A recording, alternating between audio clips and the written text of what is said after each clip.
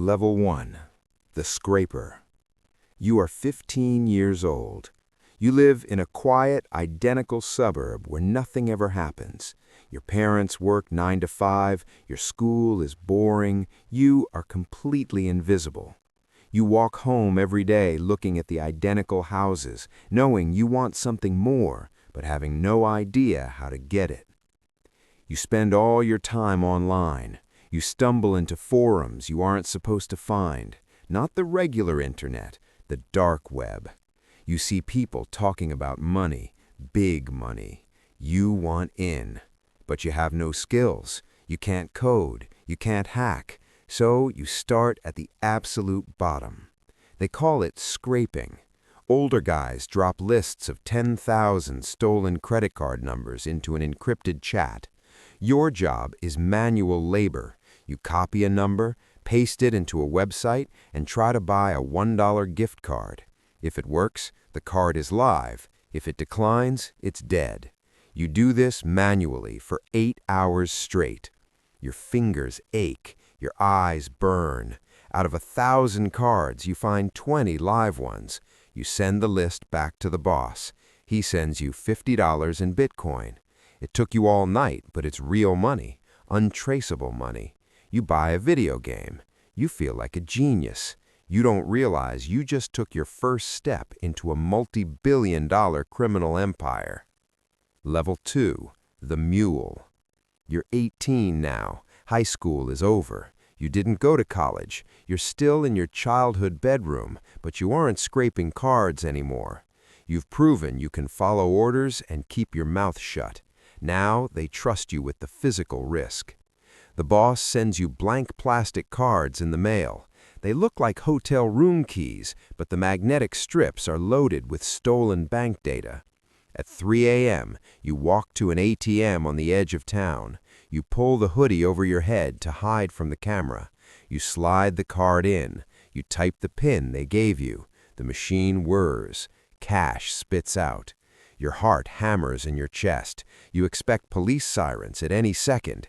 You take the money and walk to the next machine. You drain 5 ATMs in one night. Your pockets are heavy with $20 bills. The rules are strict. You keep 10%. The rest has to be converted into crypto and sent back to the bosses. You go to sketchy convenience stores and buy Bitcoin vouchers with the cash. You send it up the chain. You're making $1,500 a week. But the paranoia starts. Every time a police car drives by your house, your stomach drops. You stop talking to your real-life friends. You sleep with your laptop under your bed. If you get caught in an ATM, you get 5 years in federal prison. The bosses won't send a lawyer. They'll just delete your chat history and disappear. Level 3. The Social Engineer. You're 21. You moved out of your parents' house into a nice apartment downtown. You realize the real money isn't in physical risk. The real money is in the mind. You stop touching ATMs. You start writing emails. You build fake login pages that look exactly like internal corporate websites. Then you target employees. You don't hack their computers. You hack their psychology.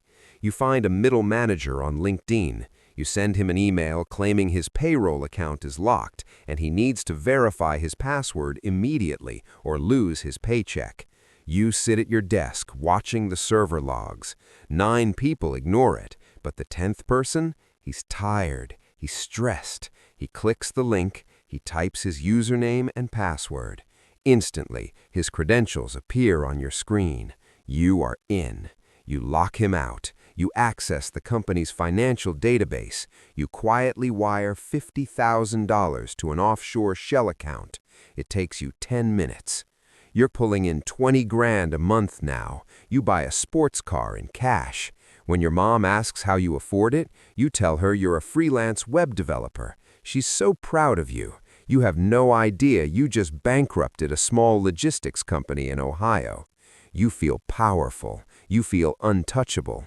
But you are leaving digital footprints. Level 4. The Broker. You're 24. You don't do the hacking anymore. It's too dirty. You are the middleman.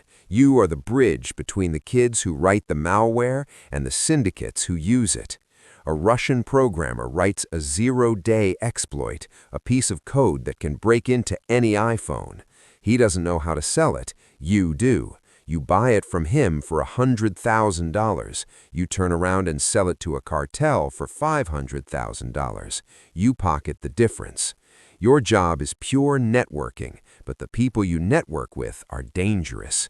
You hold escrow. If a deal goes bad, both sides blame you. For the first time, your digital life bleeds into the real world. A crew in Eastern Europe thinks you skimmed them. They don't send you an angry email. They send a picture of your mother's house.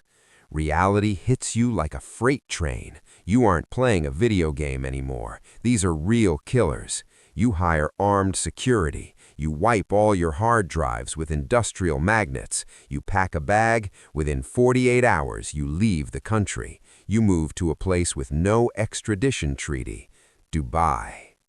Level 5, the ransomware boss. You're 28. You live in a massive penthouse in Dubai. You wear tailored suits. You operate completely in the open because local authorities don't care what you do as long as you don't hack their country. You run a syndicate like a Fortune 500 company. You have HR, you have developers, you even have a customer service department. Your business is digital extortion. Your target? Hospitals, power grids, city governments. Your team breaches a major hospital network in London. You deploy the payload. Every computer, every MRI machine, every patient database goes black. A red skull appears on their screens. Pay $5 million in Bitcoin or lose everything.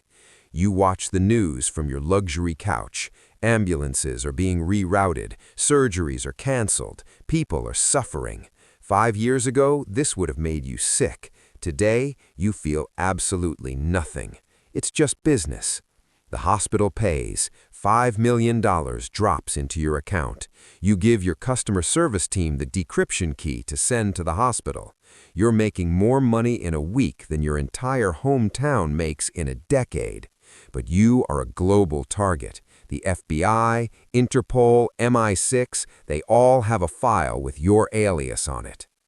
Level 6, the admin. You're 32. You've transcended hacking. You don't steal anymore. You run the marketplace where everyone else steals. You are the creator of the largest illegal market on the dark web. Hundreds of thousands of users log in daily. They buy narcotics, weapons, passports, and stolen data. You don't touch any of it. You just take a 3% tax on every transaction. Millions of dollars flow into your wallets every 24 hours. But you are a prisoner of your own creation. You sleep 2 hours a night. You have to fend off rival cartels launching massive cyber attacks to take your servers offline. You have to constantly hunt for undercover FBI agents trying to infiltrate your moderator team. You can trust no one. Your lead moderator could be a Fed. Your security chief could be selling you out for a bounty. You have hundreds of millions of dollars, but you can't leave your compound. You can't use your real name. You can't call your mother. You are a ghost. You rule an empire of shadows, but the shadows are closing in. Level 7, the fall. It happens on a Tuesday. You're tired. You log into an old server. Your VPN drops for exactly 3 seconds. 3 seconds, that's all it takes. Your real IP address pings a server monitored by the FBI. 48 hours later, the door to your compound is blown off its hinges. Flashbangs blind you. Armed operatives force you to the marble floor. They don't want your money. They want to make an example out of you. You are extradited. The trial is a blur. The government seizes all your crypto. Your paid mercenaries vanish. Your online friends scatter. You face 150 years for conspiracy, wire fraud, and cyber terrorism. You take a plea, life without parole. You are sent to ADX Florence, Supermax, 23 hours a day in a concrete box. No internet, no computers, no screens. Just you and a steel toilet. You sit on your cot. You're 36 years old. You had millions. You had power. You held the world hostage from a keyboard. But now you have nothing but time to think. You think about that quiet suburban street. You think about the kid in the blue hoodie making his first $50. You try to remember when it stopped being a game. But in this life, you don't get a reset button. You just stay logged off forever.